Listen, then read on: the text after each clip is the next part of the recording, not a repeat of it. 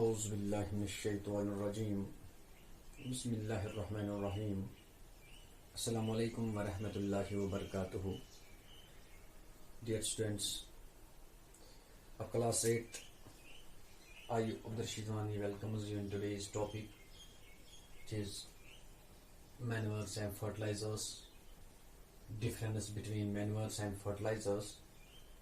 और इसके बाद हमने तीसरा मेथड जो है एग्रीकल्चरल प्रैक्टिसेस का वो है इरिगेशन। उस पर भी हम बात करते हैं। थोड़ी सी जानकारी देता हूँ difference between manures and fertilisers. हम मैन्योर्स एंड फर्टिलाइजर्स ऐड करते हैं अपने सॉइल में ताकि न्यूट्रिएंट्स बढ़ जाए और हमारी ज़मीन जो है वो जरखेज हो जाए, ताकि हमारा फसल जो है उसकी यील्डिंग अच्छी हो जाए। अब मैन्योर्स क्या है? Manures are natural substances obtained by the decomposition of cattle dung. Manures है ऑर्गेनिक सब्सटेंसेस या नेचुरल सब्सटेंसेस हम इनको कह सकते हैं, which is obtained from cattle dung, human waste and plant residues। जो हम वेस्टेज या हमारे घरों से निकलते वेस्टेस या काउ डंग, गोबर जिसको हम कहते हैं, जब हम उसको डंप करते हैं, डंप करने के बाद वो सड़ जाता है, उसमें माइक्रो ऑर्गेनिज्म पलते हैं और वो सड़ जाता है, उसको हम मैन्योर कहते हैं। ये मैन्योर जो है ये बहुत ही मुफीद होता है जमीन के लिए, सॉइल के लिए। फिर हम इसको ऐड करते हैं जमीन में। अब फर्टिलाइजर्स क्या है? फर्टिलाइजर्स और इनऑर्गेनिक सॉल्ट। मैन्योर्स और ऑर्गेनिक एंड फर्टिलाइजर्स और इनऑर्गेनिक। क्लियर बच्चों? Why they are inorganic? Because they are prepared in factories. इनको फैक्ट्रीज में तैयार किया जाता है। जैसे मैंने कल एग्जांपल दी थी पोटाश की, बाकी फर्टिलाइजर्स की। प्यारे बच्चों,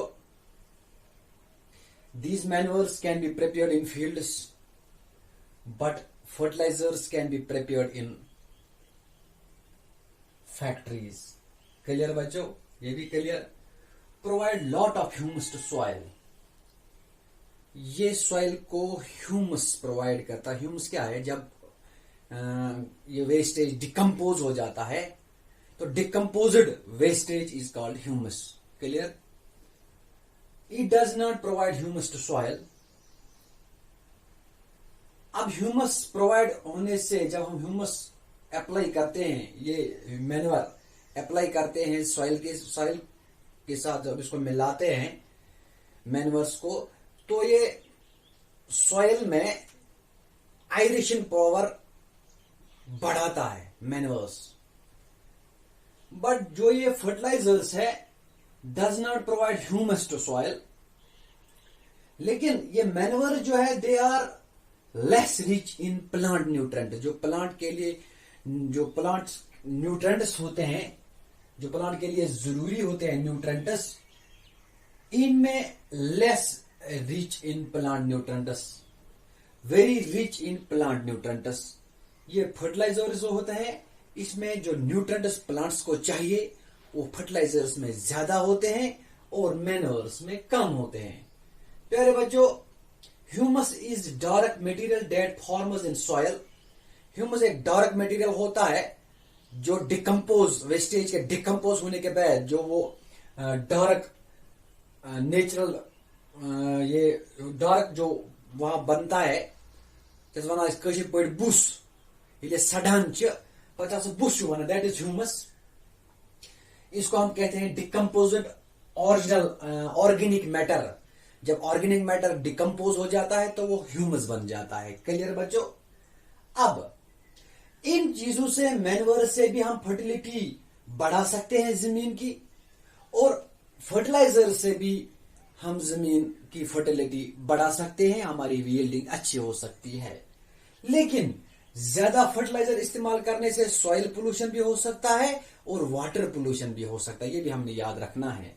प्यारे बच्चों, अगर हमने अगर हमें चाहते हैं कि हमारी जमीन जो है इसमें न्यूट्रिएंट्स की कमी न हो जाए, उसके लिए हमारे पास एक और कदम भी है, एक और काम भी हम कर सकते हैं, that is crop rotation. Means crop को रोटेट करना, एक साल में एक क्रॉप, फिर एक क्रॉप के बाद हम दूसरा क्रॉप उसमें उगा सकते हैं, उसको कह सकते हैं हम क्रॉप रोटेशन। इस क्रॉप रोटेशन से न्यूट्रिएंट्स जो जमीन के अंदर मौजूद सॉइल में होते हैं वो बढ़ जाते हैं।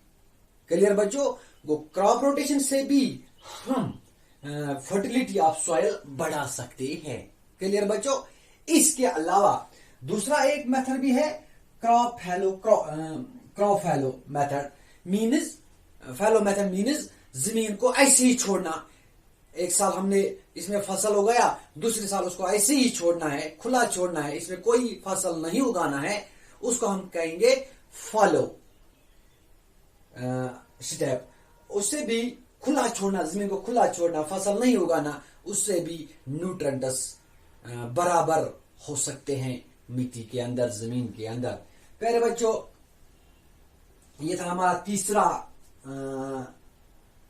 Adding manures and fertilisers.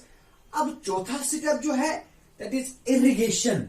Means पानी भी हमारे फसल के लिए, जो हम फसल उगाते हैं उसके लिए पानी का होना भी लाजमी है। पानी जो है artificial application of water to the soil, जो हम आर्टिफिशियली अप्लाई करते हैं अपने सॉइल को पानी, चाहे कैनाल के जरिए चाहे और किसी तरीके से, जो हम आर्टिफिशियली अपने जमीन के अंदर पानी देते हैं, उस अमल को किसके लिए? For crop production. Crop production हासिल करने के लिए जो हम बार बार वक्तन बवक्तन पानी देते हैं अपने जमीन में, उसको हम कहते हैं इरिगेशन। अब इरिगेशन से क्या होता है प्यारे बच्चों? पहला स्टेप, इरिगेशन के पानी के बगैर प्रॉपर ग्रोथ प्लांट्स की नहीं हो सकती है। For proper growth irrigation is must for flowers, fruits and seeds of plants. Clear एक बात। दूसरी बात, germination of seeds does not take place under dry condition. अगर जमीन खुश्क होगी तो germination of seeds ब्योल हेक्ने ज़ेख किहीन, ब्योल ज़ेन किहीन, अगर सॉइलस मंज तरी आसनी किहीन, अगर सॉइलस मंज आब आसनी किहीन। क्लियर बच्चों? Nutrients present in soil get transported to different parts of plant with water. जो जमीन के अंदर न्यूट्रिएंट्स होते हैं वो भी ट्रांसपोर्ट हो जाते हैं एक प्लांट से दूसरे प्लांट तक बाय वाटर। वाटर के जरिए से न्यूट्रिएंट्स हमारी जमीन में एक जगह से दूसरी जगह चले जाते हैं। क्लियर बच्चों? याद रखना, water also protects the crop from both Frost and hot air currents. जो गर्मी में, जो गर्मी होती, शिद्दत की गर्मी होती है, शिद्दत की गर्मी से हमारे क्रॉप को ये पानी ही बचाता है। प्यारे बच्चों, maintains the moisture of the soil for healthy crop growth. इसमें पानी होने से मॉइस्चर, हमारी जमीन जो है वो मॉइस्ट रहती है, जिससे क्रॉप प्रोडक्शन जो होती है वो हेल्दी होती है। प्यारे बच्चों, अब कौन कौन से फसल, किस फसल को कितना पानी चाहिए। मिसाल के तौर पर हम राइस उगाते हैं, जो हम आजकल देखते हैं, राइस को ज्यादा पानी की जरूरत पड़ती है। इसके बाद अगर हम बाजरा की बात करते हैं, उसको कम पानी की जरूरत पड़ती है। इसी तरह से जो सैंडी सॉइल होता है, सेकी जमीन, मद जमीन, सिकुल जमीन, तथ पेवान आबच ज्यादा जरूरत, मोर वाटर। इसके बरकस जो क्ले जमीन, मिट्टी होती है जिसमें रेत नहीं होती है, डैम जमीन, तथ लगान गोबरो कम आब। और इसी तरह समर सीजन में, मौसम बहार में, गर्मी के मौसम में पानी की ज्यादा जरूरत पड़ती है प्लांट्स को। और विंटर या मानसून, बारिश के मौसम में या विंटर के मौसम में पानी जो है वो कम लगता है। अब हम ये पानी कहां से हासिल करते हैं? That is sources of irrigation.